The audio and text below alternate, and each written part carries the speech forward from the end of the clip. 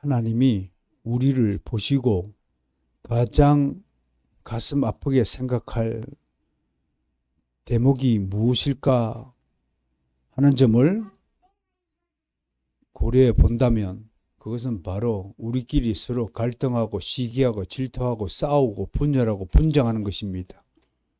그래서 오늘은 분쟁의 역사 대해서 좀 알아보면서 본문 내용을 살펴보도록 하겠습니다. 인류의 역사는 분쟁으로 시작하고 지금도 분쟁 가운데 있습니다. 아담과 하와가 에덴 동산에서 두 아들을 낳았죠. 가인과 아벨을 낳았는데 불행히도 형이 동생을 죽이고 말았습니다.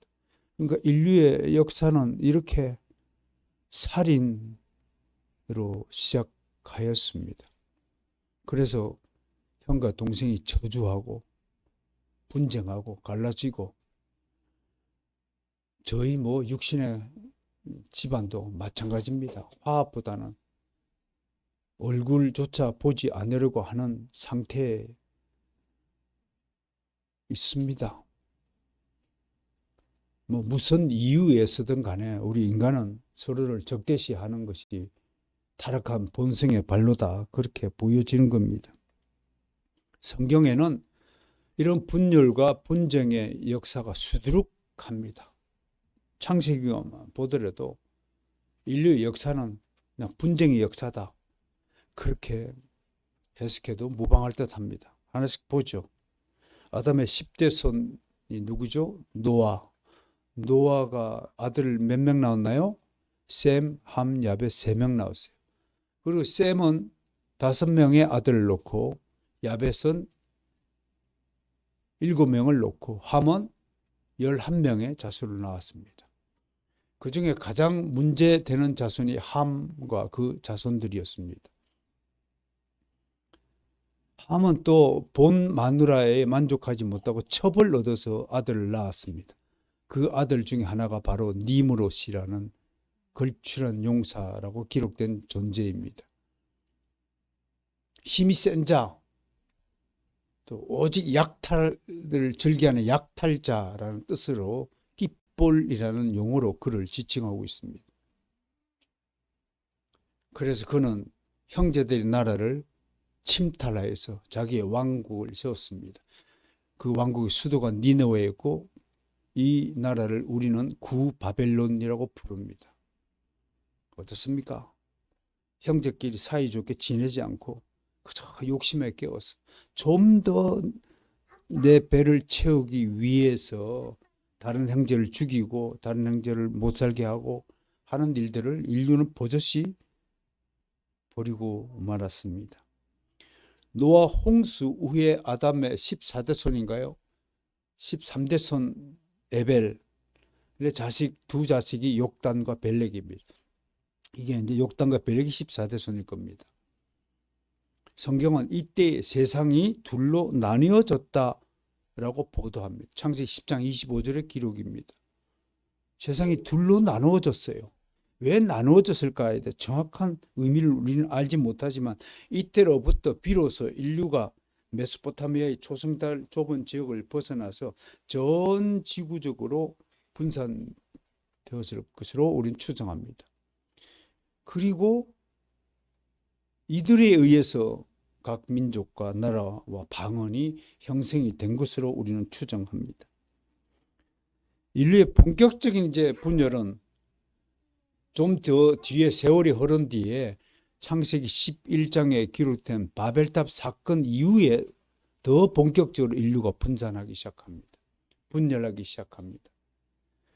왜 분열하기 시작하냐면 이들이 바벨탑을 중심으로 똘똘 뭉쳐갖고 하나님의 영광을 구하는 것이 아니라 우리 영광을 구하자, 우리 이름을 세상에 높이 드러내자, 그렇게 외치니까 하나님이 하늘에서 굽어 살피시고 이놈들이 말이 하나니까 이게 서로 뜻을 합하고 의견을 쫙 구해가지고 나를 대적하는구나.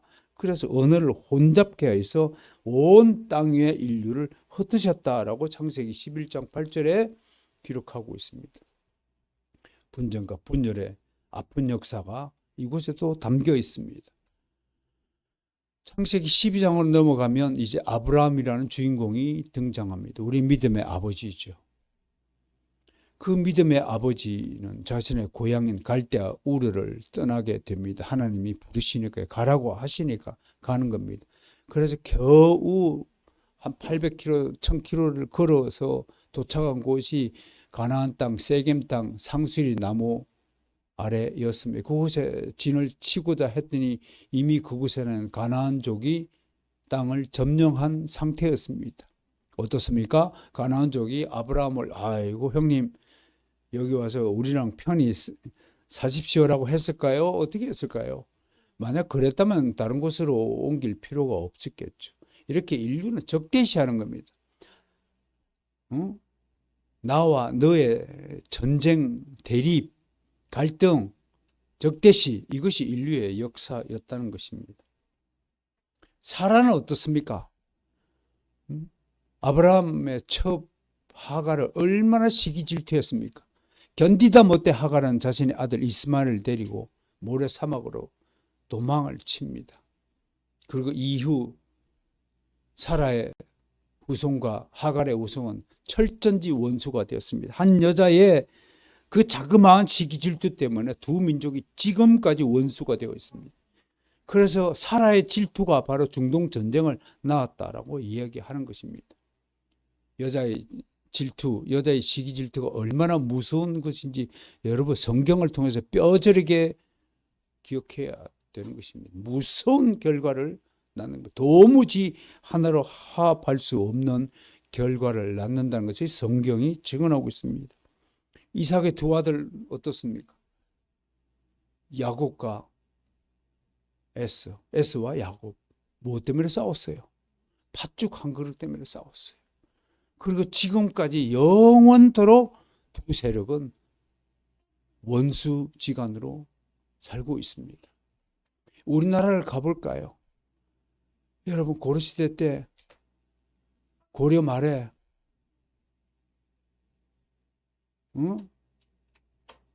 위화도 회군을 통해서 조선을 건국하였고 그 이성계의 아들이 누구예요?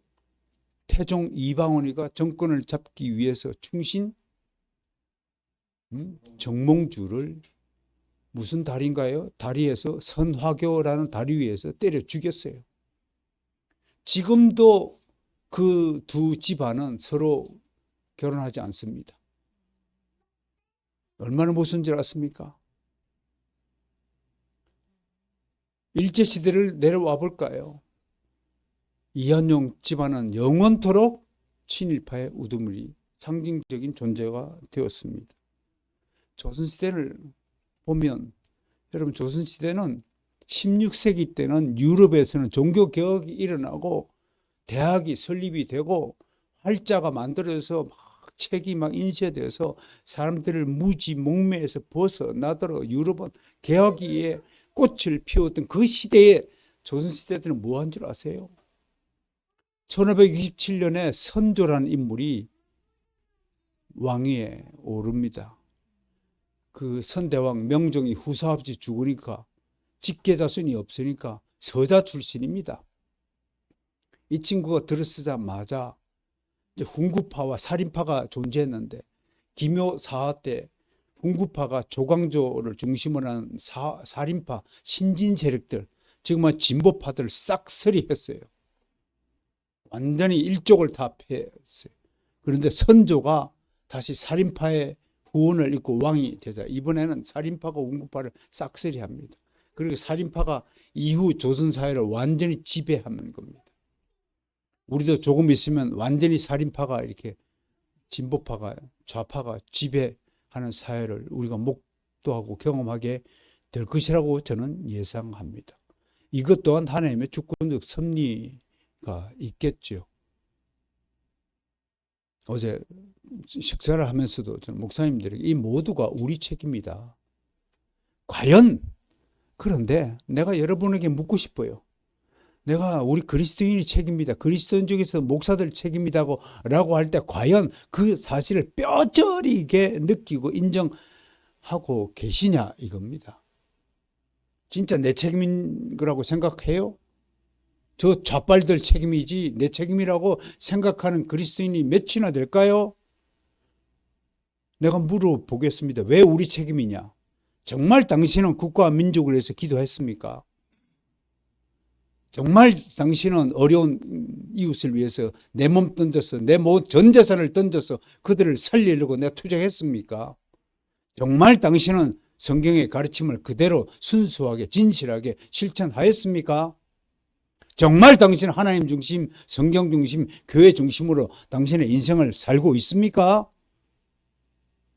한 번도 대답하지 않잖아요. 대답할 수가 없어요.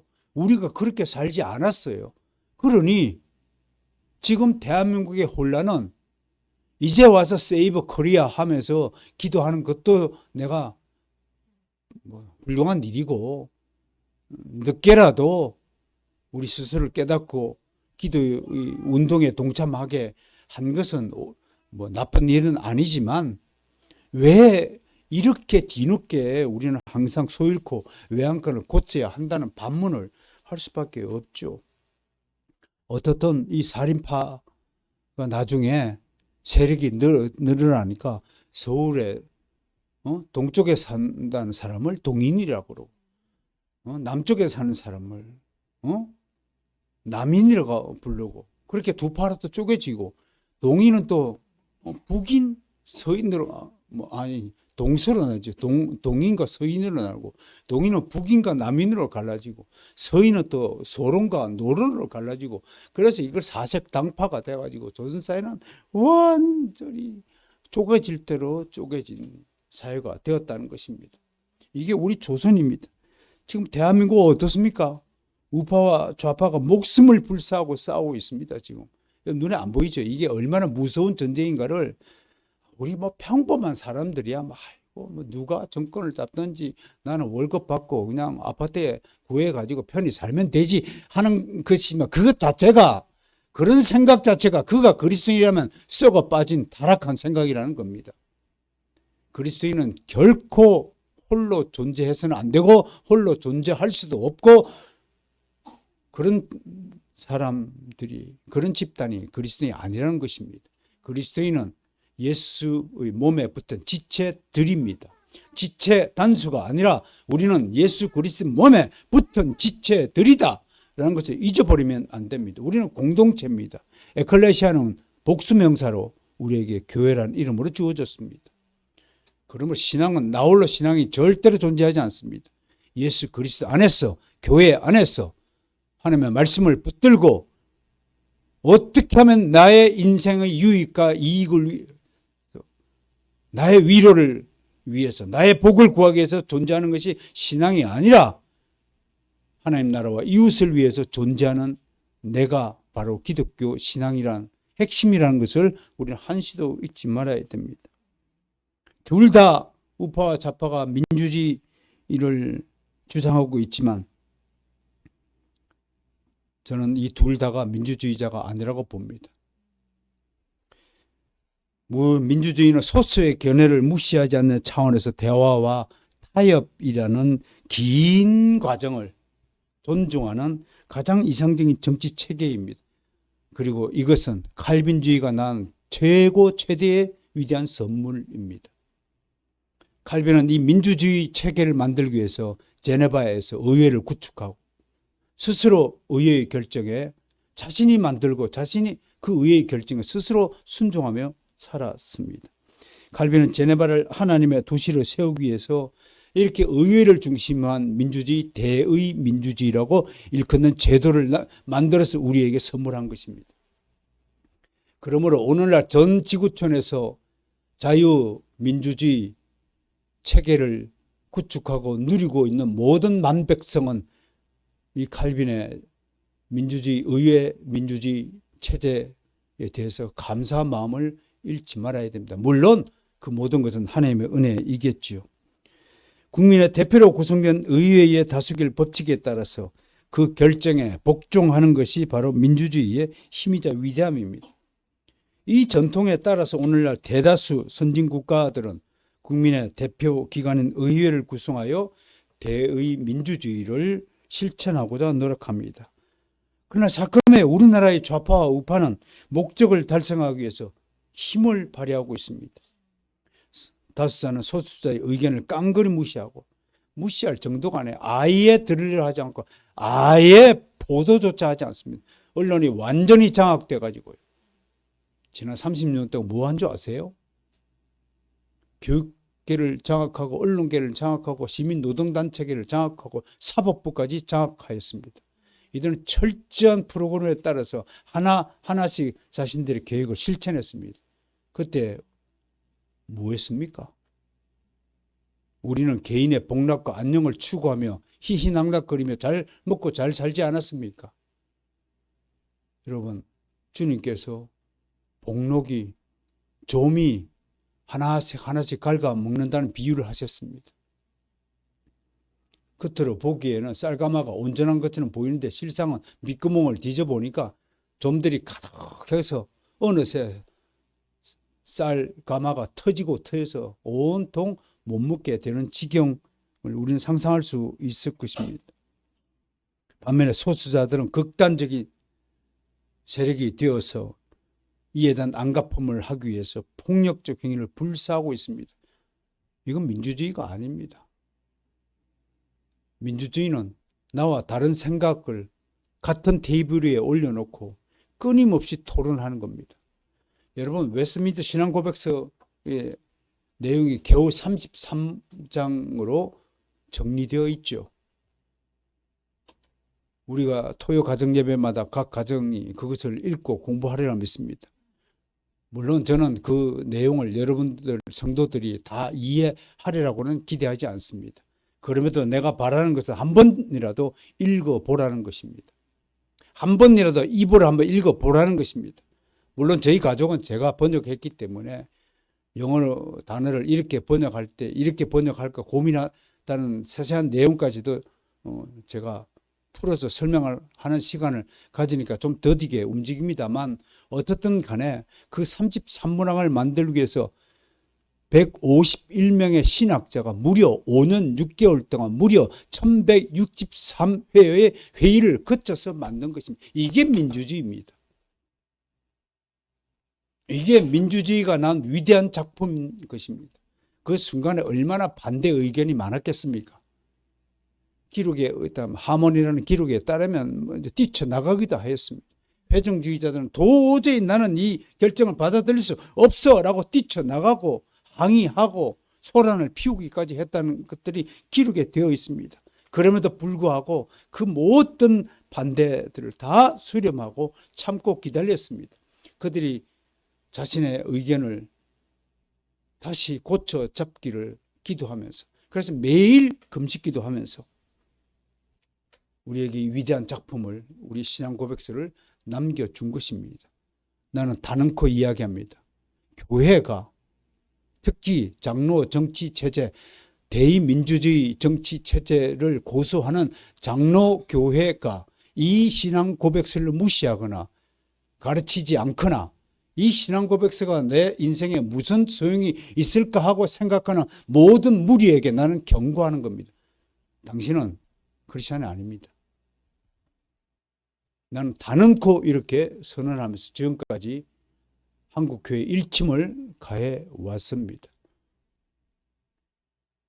귀 있는 자는 들을지어다 라고 주님께서 우리에게 말씀하신 바대로 이러한 하나님의 위대한 민주주의 결과물이자 선물인 웨스트민스터 신앙 고백서를 더욱 소중히 여기고 자신의 신앙을 비교 점검하면서 조금 더 거룩해지는 과정으로 자신의 인생을 방향을 틀어야 할 줄로 믿는 것입니다. 이제 우리가 다뤄야 할 성경 본문으로 돌아가 보겠습니다. 오늘 본문부터 고린도전서의 본론이 시작됩니다. 앞서 인사말에서 고린도 교회의 수고와 은사에 대해 감사를 전한 바울은 이제 교인들을 본격적으로 책망하기 시작합니다. 왜 책망하나요? 들려온 소식에 따르면 고린도 교회가 사색당파로 쪼개져 서로 어르렁거리며 싸우고 있다는 것입니다. 분쟁이 발생했다는 것입니다. 분쟁을 가리키는 헬라 단어가 스키스마라는 단어입니다. 이는 옷감 따위를 찢는 것을 나타냅니다. 마태복음 9장 16절에 이런 비유가 등장해요. 생배 조각을 낡은 옷에 붙이는 자가 없나니 이는 기운 것이 그 옷을 당기어 헤어짐이 더하게 됩니다. 당기어 헤어지다. 이때 스키스마라는 단어가 사용됩니다. 찢어지는 겁니다. 이 찢어지는 것은 온전하게 다시 합할 수 없는 경지를 말합니다. 억지로 떼어내다라는 뜻입니다. 이에 바울은 먼저 성도들이 온전히 합하라고 10절에 조언합니다. 그런데 같은 분쟁이라도 오늘 본문에는 두 개의 다른 용어가 등장합니다. 방금 소개한 10절의 스키스마라는 단어 대신에 11절 한번 읽어보겠습니다. 시작. 내 형제들아 의 지편으로 너희에 대한 말이 내게 들리니 곧 너희 가운데 분쟁이 있다는 것이라. 앞에도 10절에도 분쟁이 없이 온전히 합하라고 하는데 우리말로는 분쟁이라고 같이 번역되지만 헬라 원문은 서로 다른 두 개의 용어가 되어 있습니다.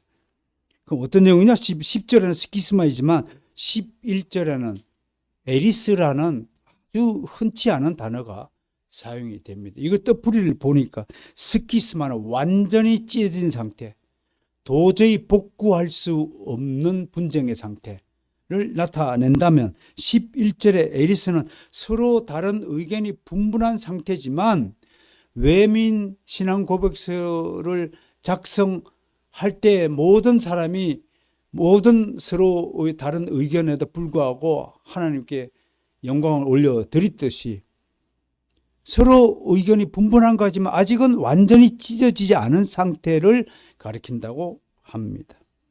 사도 바울은 바로 이런 두 단어를 통해서 고린도 교회가 서로 의견을 달리하고 분쟁을 하고 있지만 세상 사람들처럼 철저히 원수가 되어 완전히 갈라선 상태가 아님을 의도적으로 나타내고자 하면서 그래서 10절에서 온전히 합하라. 이 얘기는 너희가 이제라도 늦지 않았으니 온전히 하나가 될 수 있다라고 긍정적인 결론을 이끌어내고 있는 것입니다. 나 또한 마찬가지입니다. 목회자로서 여러분의 담임 목사로서 난 여러분들이 나날이 성장하길 바랍니다. 기가 자라는 것이 아닙니다. 여러분의 돈이 많아지길 바라는 것이 아닙니다. 여러분들의 신앙이 성장하기를 바랍니다. 조금씩 기독교의 그 진리의 도의 본질에 가까이 다가가는 여러분이 되기를 바랍니다. 우리가 이 세상에서 살면 얼마나 오래 살겠습니까?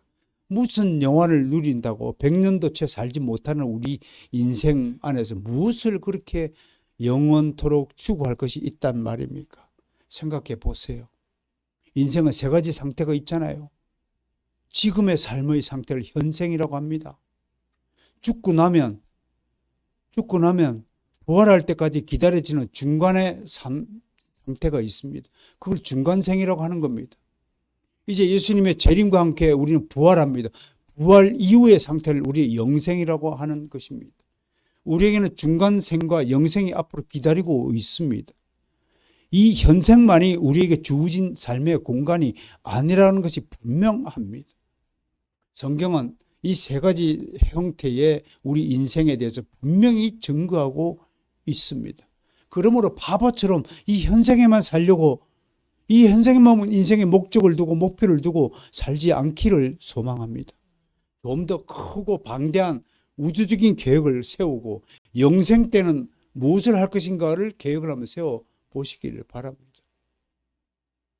저는 별나라를 여행할 것이라고 이미 고한 바가 있습니다. 여러분의 계획이 이 현생에만 머물러 있다면 그것은 하나님이 우리를 지으시고 우리를 구속하시고 우리를 새로운 인생으로 새로운 차원으로 올려다 주신 끌어다 주신 목적에 부합하지 않는 것이라고 저는 생각을 합니다. 좀 더 크고 넓고 우주적인 꿈을 가슴에 품어 사는 좀 돈 좀 없더라도요.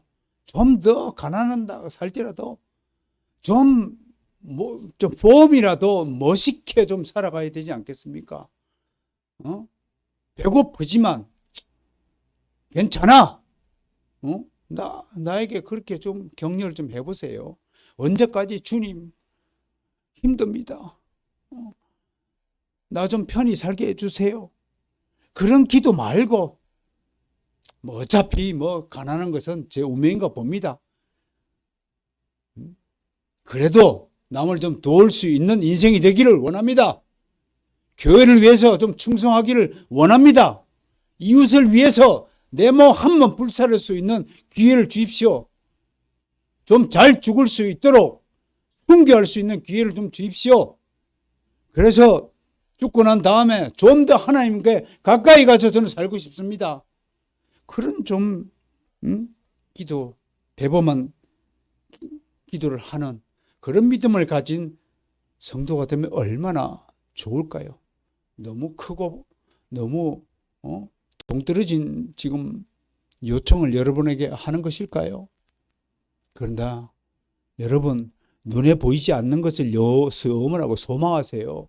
눈에 보이는 것은 잠깐이지만 우리의 인생의 목적은 눈에 보이지 않는 세계에 가서 영생을 누리는 것이 우리 인생의 목적이라고 하는 것입니다. 이제 그만 디비 자세요. 그만 이거 등짝대기를 땅바닥에 좀 대지 말고 사세요.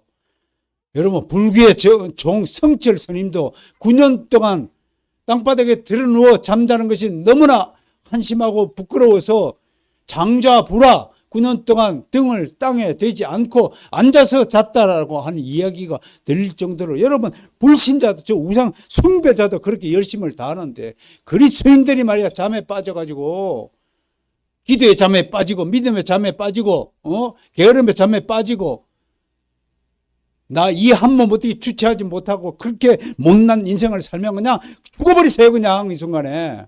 그게 더 나은 인생 아닌가요? 부끄러운 인생을 앞으로 70년 60년 더 살면 뭐 하겠습니까, 여러분? 내가 극한적으로 얘기하는 거지만 여러분, 기도하세요. 이웃을 사랑하세요. 교회를 위해 충성하세요. 하나님 나라를 위해서 기도하세요. 목사님을 위해서 기도하세요. 교회에 관심을 더 가지세요. 내 인생만 생각하지 마시고, 그건 신앙이 아니잖아요. 다른 사람의 유익을 구할 때 하나님이 여러분에게 복을 주는 겁니다. 여러분들은 생각해 보세요. 학생들이 가르칠 때 학생들이 저 주세요, 저 주세요, 저만 주세요 하는 사람을 주고 싶어요. 제 친구한테 먼저 주세요. 그 사람을 더 이뻐하겠어요, 선생님. 누구를 더 이뻐하겠냐고요. 당연한 거 아닙니까? 다른 사람에게 양보하고 다른 사람에게 친절히 대하는 사람이 있다면 그 사람 불러서 용돈이라도 몰려주고 싶은 마음이 없습니까? 그런데 그냥 보기만 하면 저부터요. 저요. 저만 예뻐해 주세요. 저만 사랑해 주세요. 저만 복을 주세요. 그렇게 요구하는 사람이 있다면 하나님이 미워서라도 그 사람을 복을 주겠냐고요. 넌 좀 저로 가 있어. 너 화장실 청소부터 먼저 해. 나 같으면 그러고 싶어요. 그러니 여러분, 좀 달라집시다. 따라 삽시다. 성령을 따라 행하라. 이 말씀은 육신을 따라 이제 그만 좀 행하라 이겁니다. 육신은 좀 힘들어요. 어저께 저도 이제 새해 들어서 어저께는 완전히 기력이 빠져나가는 걸 느꼈어요.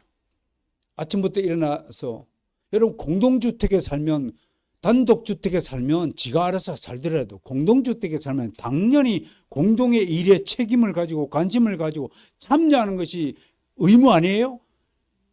그런 의무감을 가진 사람이야말로 공동주택에 살 자격이 있는 겁니다. 근데 공동주택에 살면서 단독주택에 사는 것처럼 행동하니까 이게 꼬라지가 말이 아닌 거예요. 아무도 눈이 왔는데 눈을 쓸지 않아요. 아침부터 일어나서 눈을 쓰는데 더 가관인 것은 차를 끌고 가면서도 인사조차 하지 않아요. 공동의 주택 공간은 우리가 모두가 책임져야 될 공통 공간입니다. 그 공통 공간을 먼저 보고 쓰레기가 주면 쓰레기를 버려야 하고 눈이 쌓이면 눈을 치워야 하는 것이 공동주택에 사는 사람들의, 거주민들의 의무라니까요. 내 말이 틀렸어요? 단독주택에 산다면 네가 눈을 치우든 아니든 내일 치우든 오늘 치우든 누가 뭐라고 그럽니까?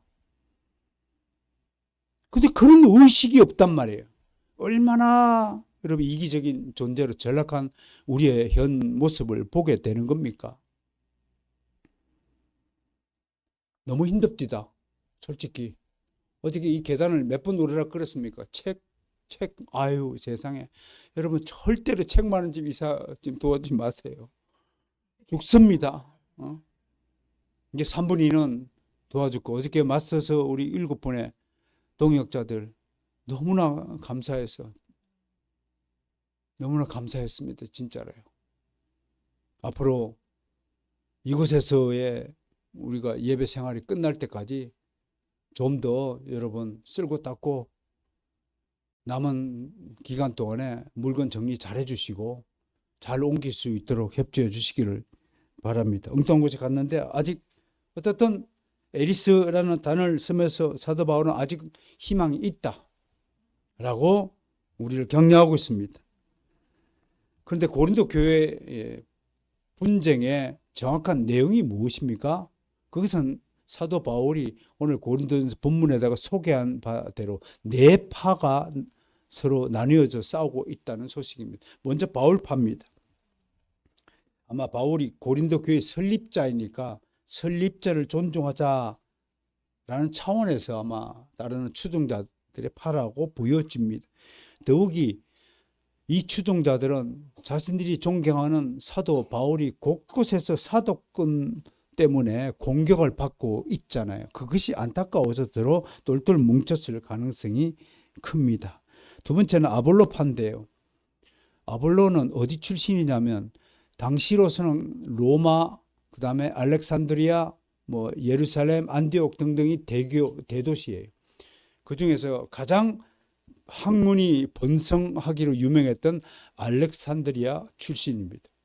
시골 출신이 아닙니다. 그는 학문이 많고 사도행전 18장 한번 가볼까요? 사도행전 18장 한번 봅시다. 아볼로에 대한 정확한 정보가 이곳에 기록이 되어 있는데 24절부터 28절까지가 아볼로에 대한 기초 정보를 우리에게 제공하고 있습니다. 자, 어디 출신이라고요? 24절 시작. 알렉산드리아에서 난 아볼로라 하는 유대인이 에베소에 이르니 이 사람 언변이 좋고 성경에 능통한 자라.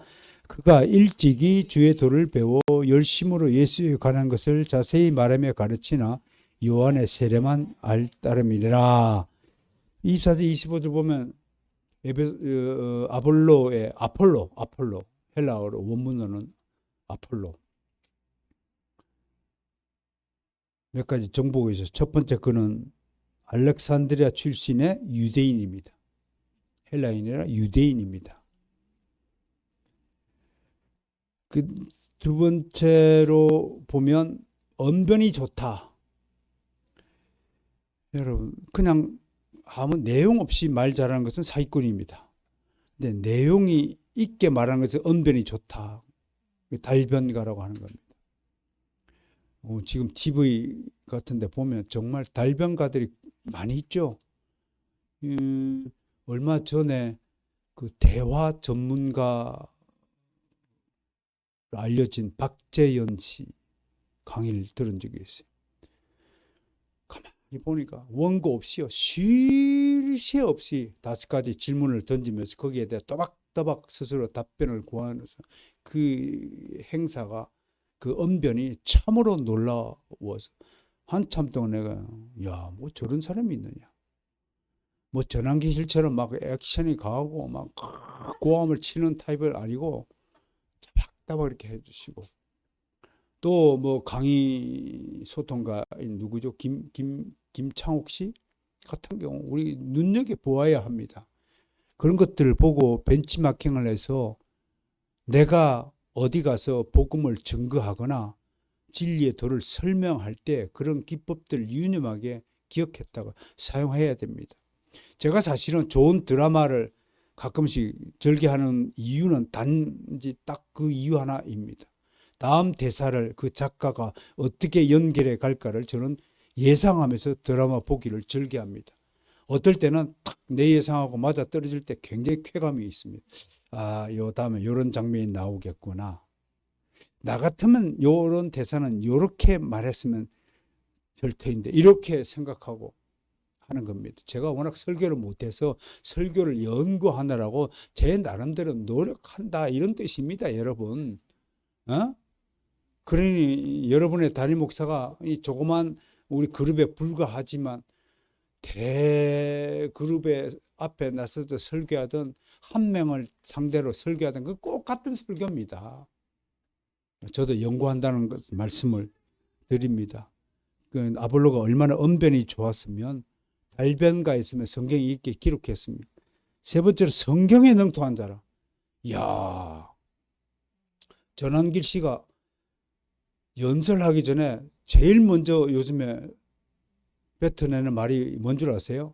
I am 크리스찬! 이렇게 고함을 집대다. 야, 정말 대단합니다. 그 아나운서 김성주 씨가 이번에 상을 받으면서 김성주 이름의 뜻을 스스로 풀이합니다. 거룩할 성자, 기둥주자.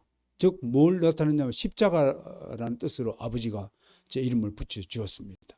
올해는 십자가를 생각하며 신앙생활을 다시 한번 고려해 보겠다 그런 발언이 있죠. 여러분에게도 당신의 신앙을 만인 앞에 나서서 고백할 때가 있을 것입니다. 언젠가는 우리 모든 한 사람도 예외 없이 주 예수 그리스도 앞에 서서 스스로의 신앙을 고백해야 될 것입니다. 넌 누구냐? 했을 때 최담 목사님한테서 배운 게 있습니다. 뭐냐? 5가지입니다. 저는 창세전에 하나님의 택함을 받은 하나님의 자녀입니다. 저는 예수 그리스도 안에서 부르심을 받은 이 크리스찬입니다.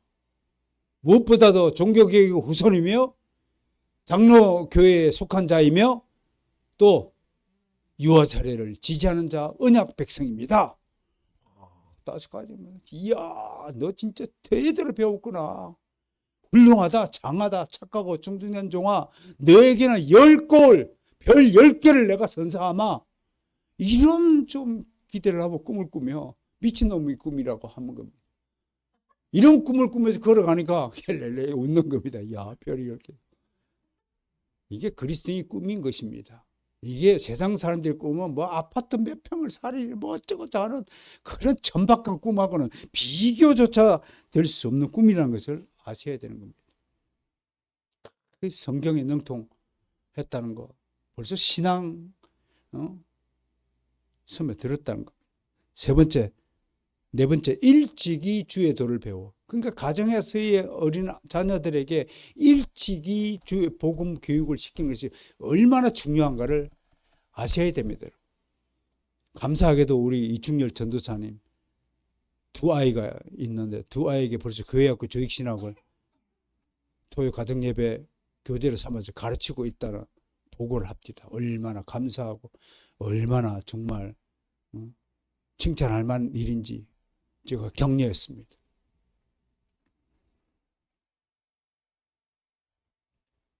그 먼 길을 또 마다하지 않고 쫓아와서 교회 일에 합력해 주신 수고에 너무 감사를 드립니다. 그 다음에 열심으로. 여러분, 보통 우리 가운데 머리 좋은 사람의 단점이 뭐냐면 열심이 없다는 겁니다. 자기 머리 믿고요. 공부 대충 하는 겁니다. 근데 그런 방식의 학문 수업은 한계가 있습니다. 대학교 딱 들어가면요, 딱 부딪힙니다. 대학교는 깊이 생각하는 학문으로 구성되어 있다고 해서 대학입니다.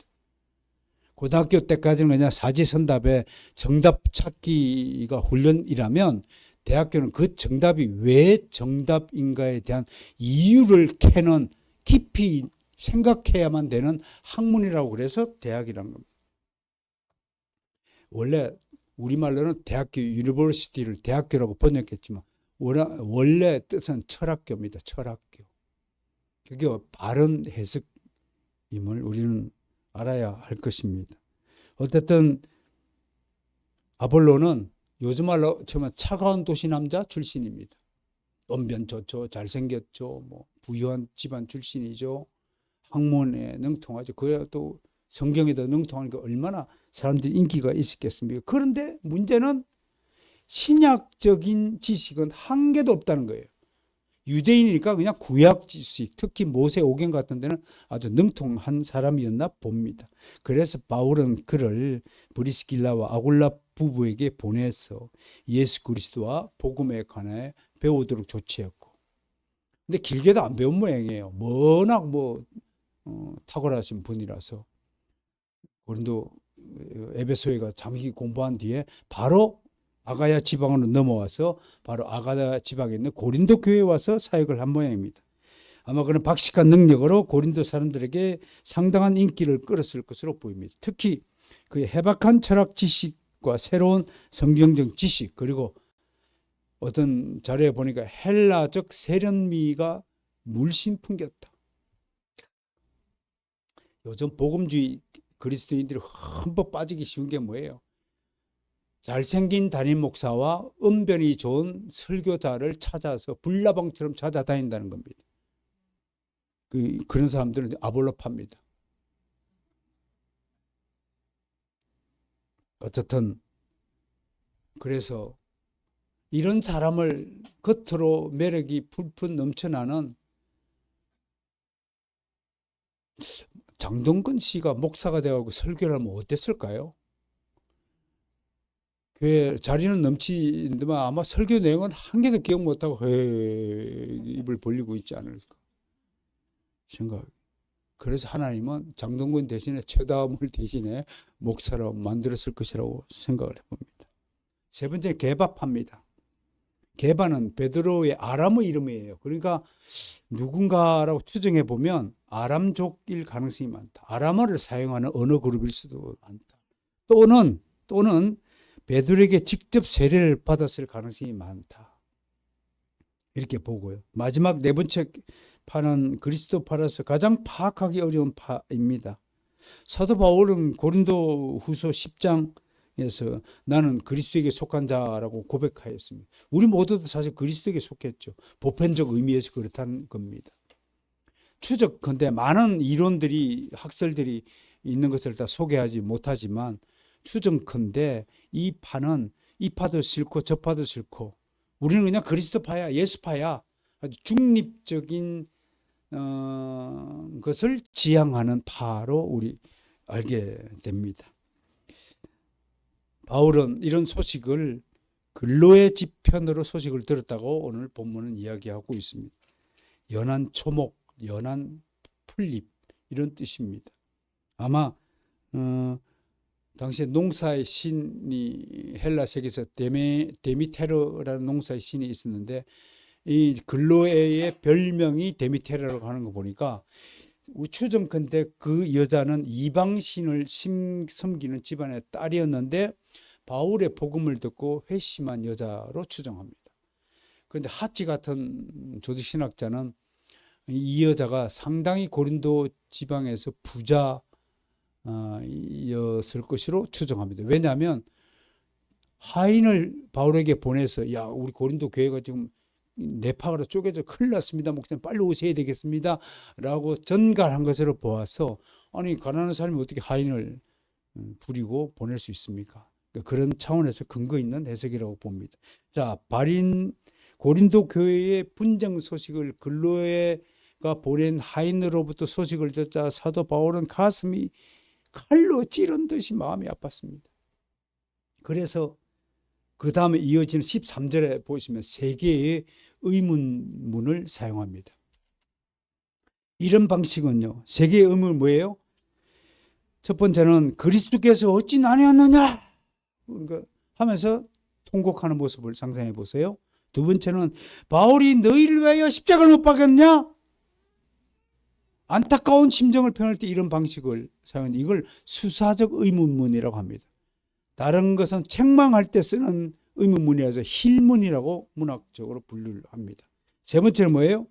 바울의 이름으로 너희가 세례를 받았느냐? 꾸짖을 때 이런 수사적 의문문을 쓴다는 거예요. 자녀들 꾸짖을 때 그렇잖아요. 엄마가 그렇게 시켰어? 이게 수사적 의무원이에요. 그렇게 시켜놓고 그렇게 시켜서 묻는 엄마가 참 많이 있다는 것도 상상할 수 있을 겁니다. 한편으로 14절부터 17절까지 내용을 자세히 보면 고린도 교회의 분쟁은 그 정도를 더해 각 파가 세력을 불리려 하였다는 것을 내포하고 있습니다. 각 파는 지도자의 이름으로 세례를 주고 당원의 숫자를 늘리고자 한 것이 분명해 보입니다. 이게 문제예요. 파로 나뉘는 것까지는 또 그렇다 치더라도 이제는 다른 파를 이기기 위해서 숫자를 불리려 하는 거예요. 한국 교회의 대형 교회가 바로 이런 취지에서 출발했다는 사실 누구도 부정할 수 없습니다. 많은 사람 앞에서 설교하고 싶은 그 정말 천박한 그 욕구가 이런 대형 교회를 재촉했고, 교회 숫자를 불리는 것을 교회 성장의 지름길이라고 생각하고 큰 교회당 지어서 큰 무리를 내세우는 것을 마치 자랑처럼 하고, 그래서 그걸 큰 교회 다닌다라고 성도들이 여기게 되고요. 여러분, 진짜 큰 교회는 단 한 사람이 다녀도 믿음이 하나님 보시기에 가장 성경적인 믿음을 가진 사람이 있다면 그게 진짜 큰 교회라고 합니다. 저는 수많은 총회 중에서 마스터스 개혁파 총회가 가장 큰 총회이고 바로선 개혁교회가 가장 큰 교회일 것이라고 자부하고 여러분에게 큰 교회, 큰 믿음 요청하는 바입니다. 어떻든 이제 바울은 17절에서 자신이 하고자 하는 말을 정리합니다. 첫 번째, 그리스도께서 나를 보내신 목적을 설명합니다. 첫 번째, 세례를 주기 위함이 아니다. 그리스도께서 너희들에게 단지 세례를 주기 위해서 보낸 줄 아느냐? 세례 그것까지 게 뭔데요? 세례 그것까지 게 뭐 구원받은 인침이요, 표식이요, 교회 회원이 되었다는 외식적인 표입니다. 그걸 뭐 물에 몸을 담그느니 뭐 물로 뿌리니 가지고 다투는 것들은 정말 한심한 논쟁거리예요. 본질이 뭐예요? 세례는 네가 성령 세례로 성령으로 인침을 받았으면 너는 지금부터 이 교회에 소속된 교회 회원이야. 미국 가면 미국에 뭐가 있어야 돼요? 시민권 있어야 미국의 땅에 살듯이. 물 세례가 바로 그런 것을 의미하는데 그거 아무 의미도 안 해요. 다만 모든 세례는 사람의 손을 빌려주는 거지만 모든 세례는 누가 주는 거예요? 예수 그리스도가 주는 거예요. 그런데 예수 그리스도가 물 세례 주기 위해서 사도 바울을 고린도 교회로 파송했어요? 아니에요. 그걸 말씀하는 거예요. 두 번째는 왜 보냈느냐? 오직 복음을 전하는 게 본질이에요. 여러분, 세상 친구 만나서 사귈 수 있어요. 근데 그 사귐의 목적이 복음을 전하는 목적이 아니라 그냥 생활 정보 얻고 그냥 무료함을 달래기 위해서 사귀는 것이라면 즉시로 그만두세요. 그것처럼 바보 같은 사람이 없어요. 그것처럼 예수 그리스도의 사랑과 은혜를 능멸하는 작자가 없습니다. 나는 분명히 작자라고 얘기했습니다. 토저 목사가 아니더라도요. 그 세상과 짝한 자는 가련한 잡종이라고 그리했음을, 경고를 받았음을 기억하시길 바랍니다. 세상을 사랑하는 자는 하나님을 사랑하지 않는 자입니다. 하나님도 마찬가지로 세상을 사랑하는 자를 당신의 자녀 삼아서 사랑을 베풀지 않는 것입니다. 그리고 세 번째로 오늘 17절에서 이 복음은 어떻게 전해야 되느냐? 말주변으로 전하는 게 아니다. 혹자는 이것을 아볼로를 의식해가지고 아볼로가 워낙 말주변으로 복음을 전하려고 시도하니까 사도 바울이 경고자 아볼로를 의식해서 아볼로 파들에게 주는 경고장으로서 복음의 말의 지혜로 하는 것이 아니다라고 오늘 17절에서 말을 덧붙인 것으로 해석하는데 저도 상당히 일리가 있는 해석이라고 생각합니다. 이런 사람들 많거든요. 설교를 말 잘하는 것이 설교를 잘하는 것으로 생각하는 한국의 그리스도인들이 수없이 많습니다. 오늘 전해드리는 메시지가 무엇인가에 집중하시길 바랍니다. 비록 저는 개떡같이 말해도 여러분들이 정말 진리의 도를 찰떡같이 깨닫고 알아듣고 이해하는 것이 더 중요하다 이겁니다. 내가 말 잘하느냐, 내가 설교를 얼마나 길게 하고 짧게 하느냐, 설교를 뭐 재밌게 하느냐, 뭐 기억나게 하느냐, 그게 중요한 게 아니라고 하는 것입니다. 누구를 통해서든 바이올린은 바이올린 소리를 내고 피아노는 피아노 소리를 내도록 되어 있습니다. 어떨 때는 바이올린 소리가 정겹기도 하고 어떨 때는 피아노 소리가 정겹기도 하고 우리 한준이가 없으니까 또 저 첼로 소리가 오늘 또 너무 그립기도 하잖아요. 악기는 제각각 자기에게 주어진 소리를 담당하도록 되어 있습니다. 모든 설교자도 마찬가지로 악기입니다. 하나님이 연주하는 겁니다. 언제는 여러분들이 피아노 소리를 듣고 감동할 수 있어야 되고 또 다른 악기도 존중할 수 있어야 되는 것이 여러분들의 몫이라고 하는 것입니다. 복음은 말의 지혜로 하는 것이 아닙니다. 바울을 보세요. 바울이 전하는 복음은 딱 두 가지입니다. 나는 십자가와 예수 그리스도의 부활 두 가지밖에 모른다라고 선포했습니다.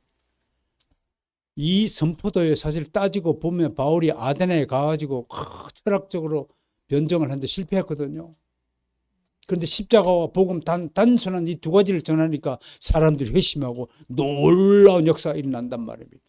그러니까 길게 얘기할 거 없어요. 예수 그리스도를 믿으세요. 하나님을 믿는 것입니다. 그것이. 왜 하나님을 믿어야 되냐? 우리의 창조주시니까 믿는 겁니다. 왜 창조주냐? 이 세상을 보세요. 누가 만들지 않고 만들어진 존재는 한 개도 존재하지 않습니다. 자, 변증이 됐나요? 반박해 보시죠. 만들지 않고 태어난 존재가 있으면 나한테 반문해 보시죠. 반론을 제시해 보시죠. 이렇게 적극적으로 복음을 변화하고 설명하고 그러니 창조주 하나님을 믿었어요. 인간이 왜 죄인이냐고요? 왜 타락한 존재냐고요? 인간이 왜 철저히 하나님의 원수가 되었냐고요? 증명해 볼까요? 당신이 얼마나 거짓말쟁인지 생각해 보세요. 당신이 얼마나 게으름뱅인지 생각해 보세요. 당신이 얼마나 자신이 한 약속을 손바닥 뒤집듯이 매일 뒤집고 똥간에 갈 때와 나올 때가 틀리게 존재하는지 한번 생각해 보세요. 당신이 얼마나 미워하는 사람이 많은지를 생각해 보세요. 우리가 선한 구석이 있다고요? 천만의 말씀요. 우리는 죄인입니다. 철저히 타락한 죄인입니다. 반론을 해보세요. 이렇게 적극적으로 복음을 변화하는 핵심의 진리를 변화하는 능력을 여러분들도 가져야 될 줄로 믿습니다. 그래서 오늘 결론이 뭡니까? 내가 그리스도께서 나를 보내는 목적은 그리스도의 십자가가 헛되지 않게 하려 함이라. 그래서 오늘 제목을 오직 그리스도의 십자가라고 정한 것입니다. 사랑하는 성도 여러분, 여러분 가슴 속에 목에 십자가 목걸이를 단 것이 아니라 여러분의 신비의 십자가가 새겨졌습니까? 정말 아멘 할 때마다 십자가의 불빛이 켜집니까? 할렐루야 할 때마다 십자가에서 찬송 소리가 퍼져 나옵니까?